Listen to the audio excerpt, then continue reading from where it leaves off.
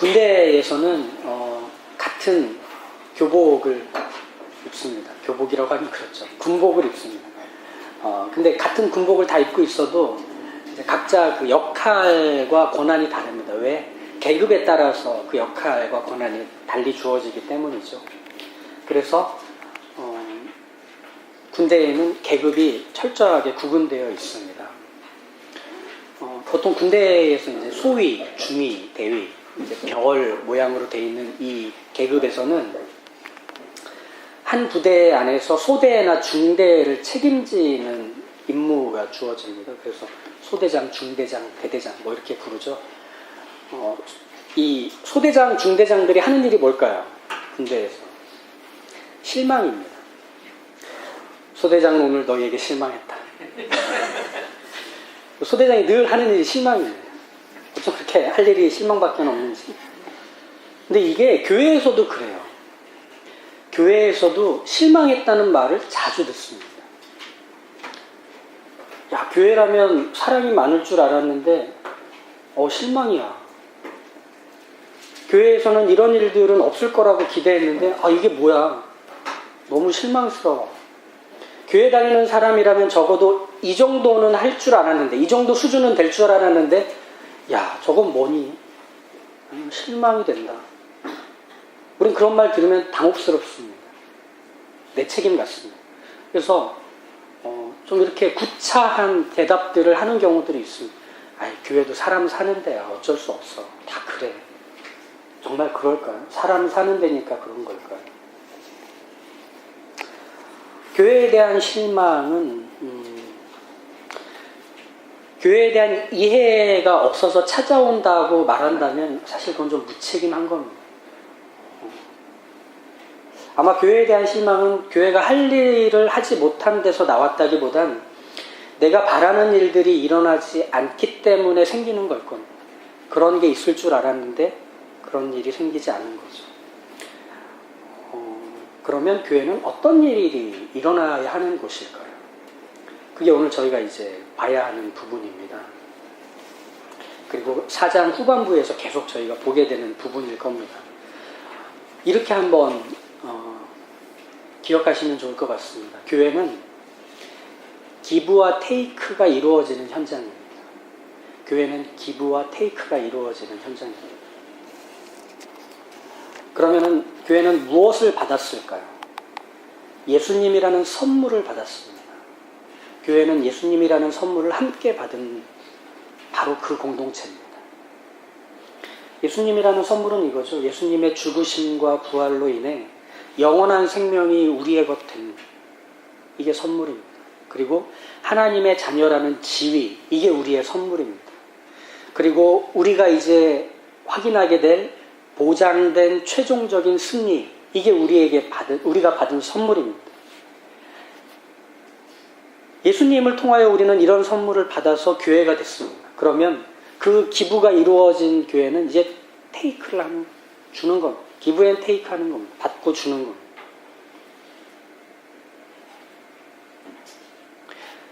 다윗을 통해 하나의 공동체가 세워질 때 그 공동체에는 새로운 원칙이 주어졌죠. 그럼 무엇이냐? 하나님이 주셨고 우리가 받았다의 공동체였습니다. 부솔시내였죠. 전쟁에 참전하지 않은 사람이나 전쟁에 나가서 피와 땀을 흘린 사람의 분깃이 같다는 겁니다. 똑같이 나누라는 겁니다. 왜? 전쟁의 승리는 하나님이 하신 거라서.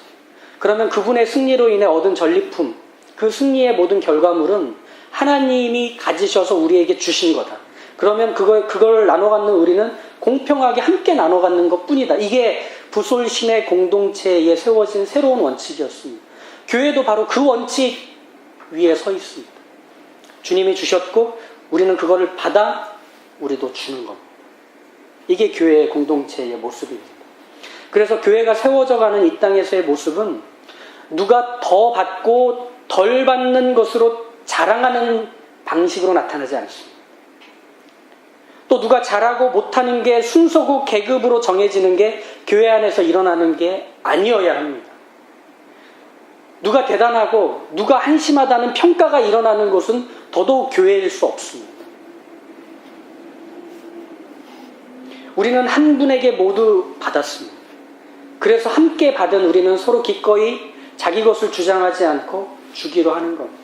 그래서 교회는 기부와 테이크가 함께 일어나는, 즉 받았으니 주는 게 자연스러운 현장이어야 합니다. 그래서 이 원칙을 기억하셔야 합니다. 주님이 주셨고 우리는 받았다. 이게 어디에서만 적용이 되나요? 나 자신에게만 적용이 될까요? 아니요. 내가 누군가를 섬기고 내가 누군가에게 무엇을 베풀 때 이 원칙은 내 입을 통해 말해주어야 하는 겁니다. 아, 그 주님이 주신 거야. 야, 이거 너 그렇게까지 나 해줘도 돼? 그럼 그거 내 거 아닌데 뭐 주님 주신 거야. 이게 바로 교회 공동체에서 회자되어야 하는 원칙인 겁니다. 그게 바로 독특한 하나의 모양으로 교회에 주어진 직분을 통해 나타나는 겁니다. 11절을 보시면 사도요, 선지자요, 복음 전하는 자요, 목사와 교사라는 직분이 교회에 주어졌답니다. 이건 일하도록 역할이 주어진 직분입니다. 그럼 무슨 일을 하도록 이 직분이 주어진 걸까요? 바로 그 이후에 나오는 성도를 온전케 하기 위해 주어진 일입니다. 성도를 온전케 하기 위해. 그러면 이 직분을 잘 감당하면 어떻게 되죠? 성도가 성도다워집니다. 그럼 이 직분을 잘 감당하지 못하면 어떻게 될까요? 성도가 성도다워지지 못하게 되는 겁니다. 무시무시한 직분이죠. 그래서 예전에 부교육자로 사역할 때 집사님이 이번에 그 권사 직분 받으셔야죠. 목사님, 목에 칼이 들어와도 저는 그거 못해요. 제가 기도도 안 하고 제가 신앙생활도 제대로 못했는데 무슨 권사 직분을 받습니까? 무슨 집사 직분을 받습니까? 막 이런 그 겸손한 모습을 보이셨는데 아닙니다. 교회에 주어진 직분은 그 사람이 받아야만 하는 갖춘 실력이나 재량, 경험을 근거로 선발해서 주는 게 아닙니다. 교회의 직분은 예수님이 교회에 주신 선물일 뿐입니다. 예수님이 교회에 주신 선물일 뿐입니다. 그러면 그 선물에는 의도가 있죠. 성도를 온전하게 만드는 겁니다. 그래서 주님이 우리에게 그 직분을 주시면 우리가 그 직분을 받은 것으로 우리는 그 일을 해야 됩니다. 어떻게? 성도가 성도되게 하는 일을 해야 합니다. 근데 이게 재밌는 게 성도가 성도되게 하는 건 티가 납니다. 앞서 군대 얘기를 했지만 군대에서는 이게 정말 필요할까 싶은 일들을 상당히 많이 시킵니다. 뭐 예를 들면 눈이 왔을 때 눈을 치울 때 각을 잡습니다. 아직도 이해가 안 가요. 네모 반듯하게 이렇게 잡아서 길을 냅니다. 또 하나 쓸데없는 짓이 뭐냐면 매일 저녁에 앉아서 군화에 광을 내는 거예요. 그래서 에나멜 구두같이 만드는 거예요. 저녁 먹고 나서 그걸 1시간씩 합니다. 구두솔, 구두약, 그 다음에 헝겊을 가지고 와서 먼지를 다 털어낸 다음에 거기다가 구두약을 힘껏 먹입니다. 그리고 나서 이제 헝겊에 물을 붙여서 그걸 이제 막 문지르기 시작합니다. 언제까지? 광날 때까지. 그러다 보면 이제 코팅이 먹여지듯이 군화에서 반짝반짝 빛이 나기 시작합니다. 정말 쓸데없는 짓이에요. 왜? 다음날 또 군화의 광택은 사라질 거 아니에요. 근데 그 짓을 맨날 하는 저녁에 뭐예요? 근데 이걸 안 할 수 없는 이유가 뭘까요? 안 하면 광이 안 나거든요. 그럼 고참한테 깨지거든요. 직분을 맡아 일을 한다는 건 티가 납니다. 성도가 성도되는 건 티가 납니다. 내가 이 직분을 가지고 누군가를 섬기고 있으면 그 사람의 성품이 변화되고 삶의 현장에서 놀라운 변화들이 점차 일어납니다. 하나님을 아는 것에 대한 진지한 고민과 열심이 생겨나고 그래서 예수님을 닮아가려고 하는 몸부림, 그분의 교훈과 사랑의 행동이 나의 것 되고 싶어하는 열망이 그의 모습에서 나타나기 시작한다 말이죠. 그러니까 섬기면 결과물이 나오는 거예요.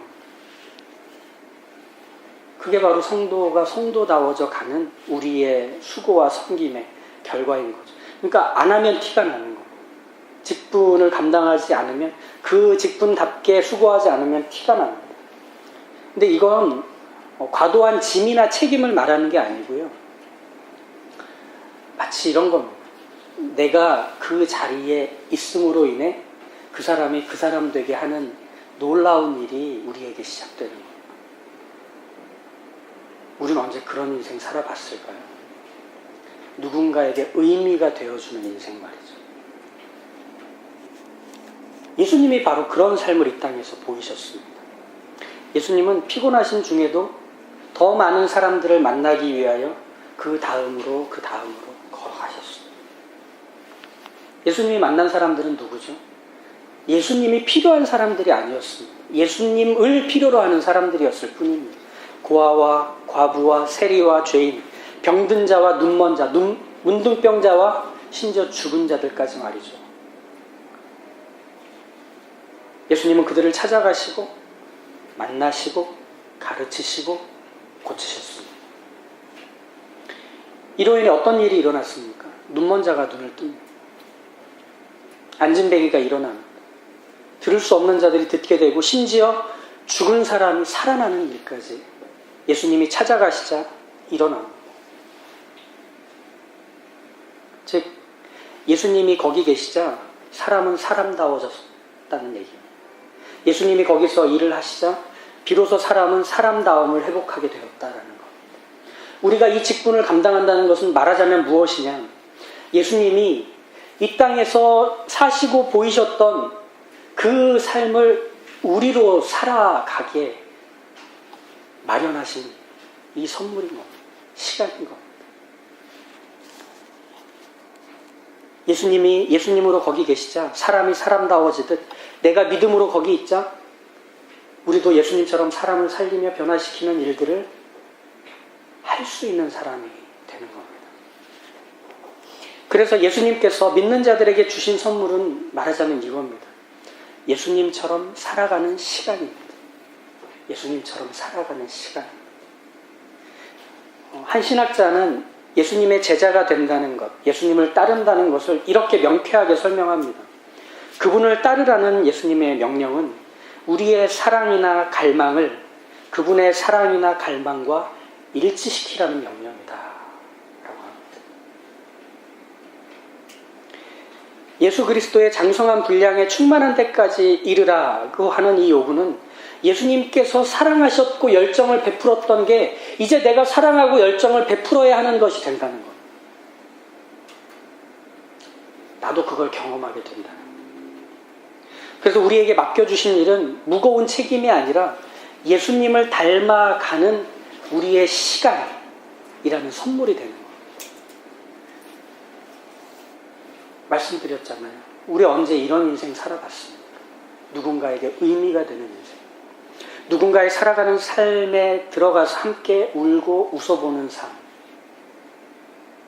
그가 지금의 현실을 부여잡고 살아낼 몸부림을 곁에서 응원하며 그래서 그것밖에는 할 수 없어서 나머지는 다 떨고는 것들을 내가 대신 책임져 주며 곁을 지키는 삶. 내게 돌아올 원망과 피해에도 불구하고 그의 곁을 지키며 함께 밥을 먹고 잠을 자기로 하는 삶 말이죠.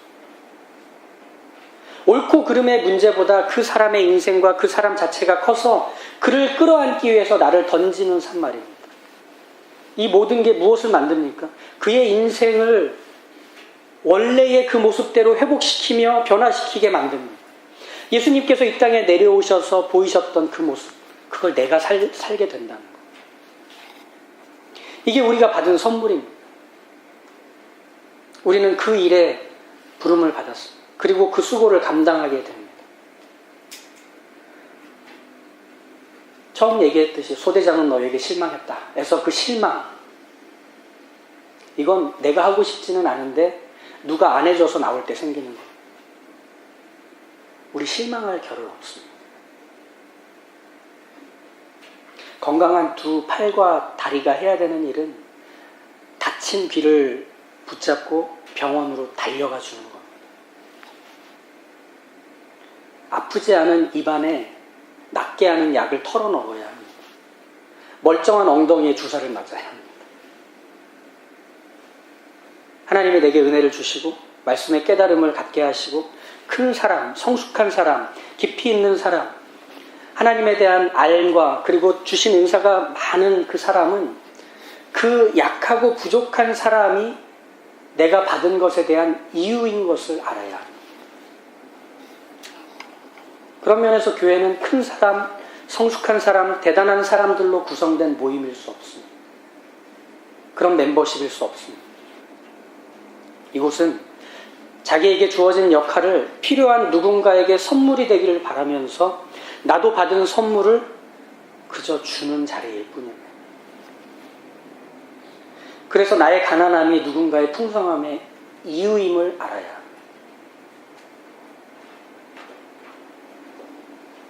나의 미련함이 누군가 지혜로워지는 이유임을 알 수 있어야 합니다.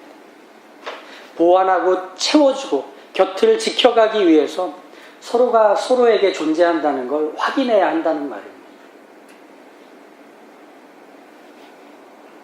그러기 위해서 교회의 수준과 상태는 항상 고점이 아니라 저점이어야만 합니다. 탑라인이 아니라 바텀라인이 교회의 수준이 되어야 합니다. 양떼를 몰고 가는 목자의 시선은 자기 곁에 바짝 붙어있는 양들에게 가 있지 않습니다. 저 멀리서 어렵사리 쫓아오는 그 양 한 마리가 양떼의 끝점입니다. 만약에 앞에서 따라오는 양들만 데리고 다니면 그 끝이 점차 떨어져 갈 겁니다. 교회 부흥을 위한 전도 프로그램에서 제시하고 있는 교회 성장의 전략은 헌신된 20%를 더 헌신을 시키고 조직화시켜서 그 20%가 나머지 따라오는 80%를 이끌어주면 된다고 가르칩니다. 교회도 역시 조직이라서 그런 방식의 전략이 필요할 것처럼 보입니다. 그래서 일하는 사람, 안 하는 사람, 헌신된 사람, 주변 사람을 구분해서 일하는 사람에게 더 큰 권한과 역할을 지어줘서 그 사람들이 나머지를 이끌어줄 수 있도록 만들어야 교회는 활력을 찾고 사역은 유기적으로 구멍 없이 돌아갈 것이라 기대합니다. 근데 한번 생각해 보십시오. 도대체 그 활력, 그 유기적인 조직화란 왜 필요할까요? 교회에. 기업이라면 필요할 겁니다. 근데 교회는 기업이 아닙니다. 교회는 침이 넘어갔어요. 교회는 가정입니다. 가정이라 생각하시면 돼요. 활력이 없다 해서 망한 가정이라고 합니까? 아닙니다. 역할 분담과 헌신의 정도에 따라서 좋은 가정, 유기적으로 척척 잘 돌아가는 가정이라고 해서 스윗홈이라고 말하느냐는 겁니다. 그렇지 않습니다. 오히려 가정은 이런 거 아닙니까? 가족의 구성원 중에 가장 약하고 뒤처지는 가족에게 모든 기준을 맞추는 게 가정 아닙니까? 그래서 가족의 구성원 중에 하나가 아프면 온 집은 모든 능력을 동원해서 그를 건강하게 만듭니다. 어떻게든 그 사람을 살려야 된다고 집이 초토화돼도 상관없이 가정은 총화를 동원해서 그 하나를 살립니다. 교회가 그런 겁니다. 탑라인이 아니라 바텀라인에 있는 사람을 끌어올리는 겁니다. 저변을 올려내야만 그게 교회의 수준이 되는 겁니다. 그럼 그 끌어올리기 위해서 가장 큰 사람, 탁월한 사람, 대단한 사람은 무슨 역할을 합니까? 그 바닥에 있는 라인을 함께 끌어올리는 동력이 되어줍니다. 교회는 가장 뒤처지고 약하고 힘없는 사람이 교회의 수준과 척도가 된다는 걸 우리는 기억해야 한다는 겁니다. 그도 역시 한 교회의 지체, 우리와 같은 믿음과 은혜를 아는 자. 그런데 그 믿음과 은혜가 무엇인지를 지금 경험하지 못하고 확인하지 못한다면 누리고 알 수 있도록 내가 가진 것으로 그를 채워줘야만 하는 겁니다. 일으켜줘야만 하는 겁니다. 욕조에 물이 바닥에 찰랑찰랑 차고 있으면 물을 갖다 부어서 욕조에 수위를 올려야 하는 겁니다. 그게 물을 가지고 있는 우리가 해야 되는 일인 거죠. 그래서 그리스도의 장성한 분량이 충만한 데까지 이른다라고 하는 건 우리는 실망할 겨를 없습니다. 계속 달려서 해내야 하는 일이 있을 뿐입니다. 라는 고백이기도 한 겁니다. 내가 장성한 분량에 이른다는 건 우리가 장성한 분량에 함께 이르게 된다는 것이기 때문이죠. 그럼 당장 찾아오는 고민과 질문은 이걸 겁니다. 그래, 무슨 말인지는 알겠다. 그래, 그렇게 하는 게 맞겠지. 그런데 그런 방식으로 하나가 되려고 하다가 교회 문 닫으면 어쩌려고. 잘 가고 있는 사람, 잘 서고 있는 사람, 오히려 발목 잡아서 뒤로 처지게 만들면 그 사람이 실망하고 그 사람이 무너져서 오히려 더 아무것도 안 하는 사람이 돼서 교회를 떠나거나 무력한 사람이 되게 만들면 어쩌려고. 그런 말에 우리가 힘이 빠지죠. 그런데 걱정하지 마셔도 됩니다. 교회는 그 한 사람 때문에 돌아가고 있지 않았거든요. 2인 삼각과 달리기의 차이를 아십니까? 2인 삼각 경주와 달리기 경주의 차이는, 달리기는 출발선에서 요이 땅에서 쭉 달려가죠. 그래서 가장 앞선 사람의 제일 첫 번째 부위와 결승선을 통과해야만 그 사람이 몇 등을 했는지에 대한 기록이 나옵니다. 근데 2인 삼각은 어떻게 되냐면 세 사람이 다리를 묶어서 영차 하고 가죠. 그럼 맨 뒤에 있는 부위가 결승선을 통과해야만 등수가 나옵니다. 교회는 말하자면 2인 삼각인 겁니다. 누가 가장 앞서 있느냐가 아니라 그 뒤에 있는 그 사람이 함께 결승선을 통과해야만 등수가 매겨진다는 겁니다. 다 들어와야만 한다는 거죠. 우린 달리기 선수 아닙니다. 잘 나가는 사람에게 네가 좀 이것 좀 해줘, 이게 아니라 함께 성령에 묶여서 하나가 된 교회는 아무리 날고 기어서 앞선 사람의 그 수고를 통해 뒤에가 끌려가는 게 아니라 뒤와 앞이 하나가 되어 하나 이렇게 가는 거예요. 이게 교회가 세워지는 방식이에요. 이게 교회가 세워지는 방식이에요. 그런 면에서 우리가 생각하는 교회의 이해는 어쩌면 나를 빼지 못한 채로 교회를 생각하고 있지 않은가 돌아봐야 합니다. 우리 주보에도 나와 있죠. 하나님 한 분으로 충분한 교회.